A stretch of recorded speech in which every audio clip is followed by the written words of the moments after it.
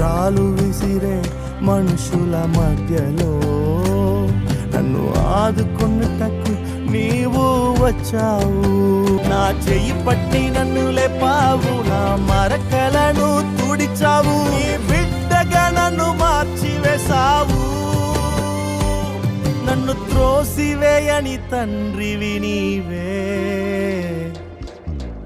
యేసు నన్ను మరువక, యేసు నన్ను విడువక, జాలిగా నన్ను చూస్తూ నిలచిపోయావు.